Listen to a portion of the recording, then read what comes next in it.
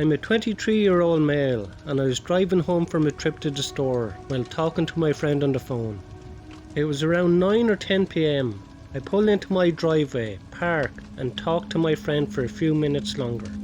While I'm sitting in my car, all of a sudden this sketchy car pulls up directly behind me. There's no way that I could back out without hitting the passenger side of it. It's dark, my driveway lights are kind of dim, and they deliberately turned off their lights in their car when they pulled up behind me. But I faintly spotted 3 men sitting in it. I'm feeling creeped out at this point, so I asked my friend what I should do. Together we both decide that I should wait it out a bit and see if they leave. A few more minutes go by and they're still there. Eventually we figured that the best plan of action would be to stay on the phone. I calmly grabbed my bag from the trunk without breaking eye contact with the people in the car and walked to the door, which was only about 15 feet away.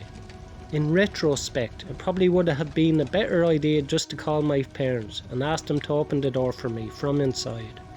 I step out from my car, then grab my stuff from the trunk. The guy in the rear passenger seat of the car cracks the door open, and the guy in the front passenger seat is staring me down. They're definitely assessing if I'm a viable target. I keep my eye contact with them, but I felt like a deer in the headlights. It felt like ages, but it must have only been 2 or 3 seconds at the most. Suddenly the guy in the rear shouts something to his buddies, along the lines of, "Oh fuck, it's a guy." Shuts the door and they speed away at like 80 miles per hour on a residential street. I was relieved, but mostly confused. I updated my friend and let them know I'm alright, before walking inside. I'm a guy, 5'10", slightly overweight, with a bit of a baby face, so I don't exactly come across as intimidating to most people I meet. So I doubt that scared them off, because of my appearance alone. I'm terrified to think what could have happened if I was female. It's really messed up. Why am I safe with these things? Meanwhile my sister and female friends have no choice but to keep guns in their cars, get tiny cans of pepper spray for their keychains, and avoid being alone in general. It's a scary place out there, whether you're a guy or a girl. Always remain vigilant. I used to think my neighbourhood was relatively safe, but now I'm afraid of sitting in my own driveway at night.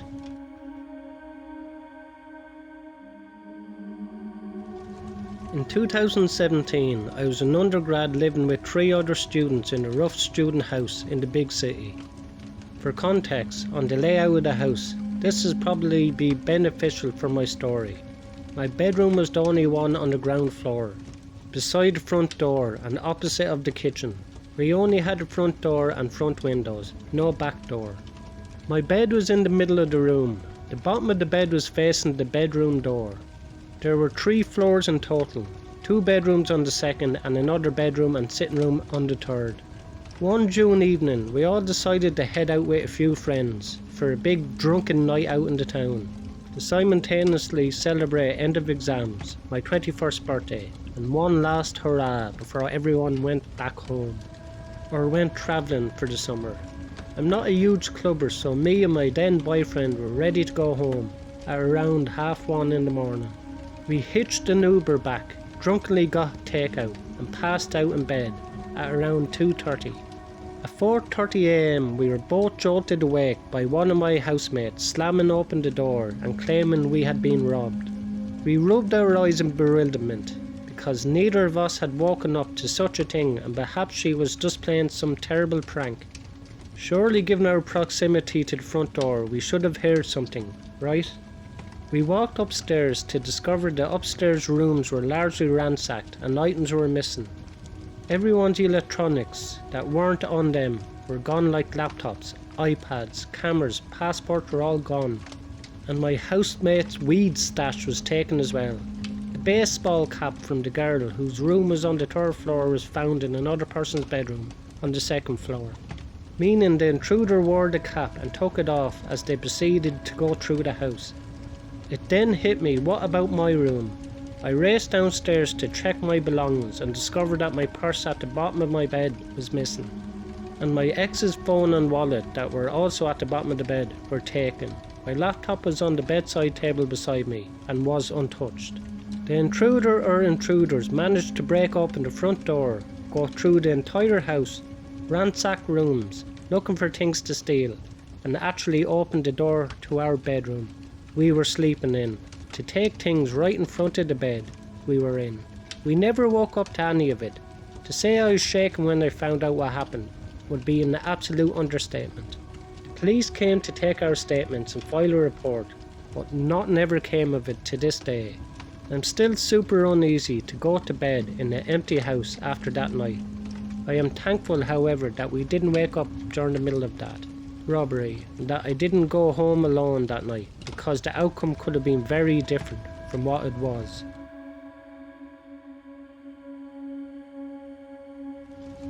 My girlfriend and I were on a drive back home from a late night concert at about 1 AM.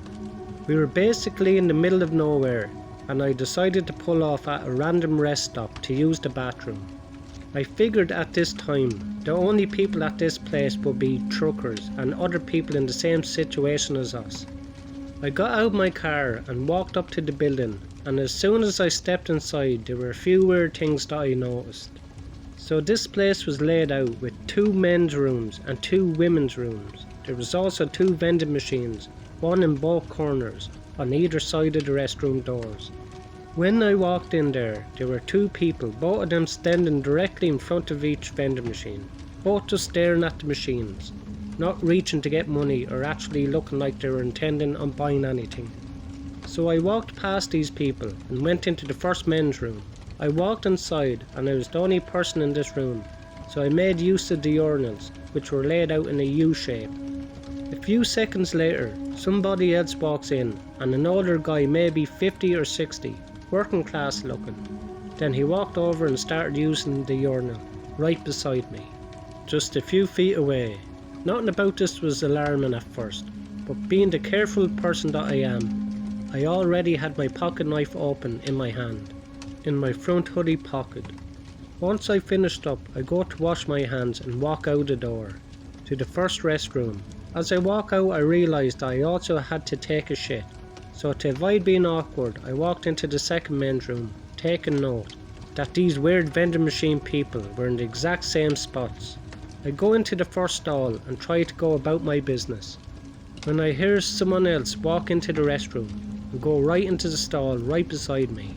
Keep in mind there were about 6 other open stalls away from mine, so I found this very weird. I looked down and immediately recognised the work boots. It's the guy from the first bathroom.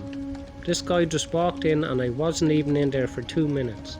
I straight away got up and left the bathroom, started speed walking out of the building, and I noticed from outside, looking back inside, that he had also quickly gotten up and was heading towards the outside doors. I hopped into my car, waking up my girlfriend, and I told her that I would explain in a minute. I put my car into reverse and whipped out of the spot. As I was shifting into drive, I looked up and saw the guy a few feet away, standing next to the old beat down truck, literally staring me down. As I started to drive away, I stared directly back at him and saw him making this really creepy meme-like surprise look at me. I was tired and confused, but I still don't know what this guy was planning at the rest stop in the middle of nowhere at 1 in the morning. I'm glad my instincts kicked in and got out there as quickly as I could before anything bad happened. Thanks a million to everyone who like, comment and subscribe to my videos. I really appreciate it. It helps out the channel a lot. If you enjoyed these 3 stories tonight, you will enjoy the next 3 stories in the box above. Thank you.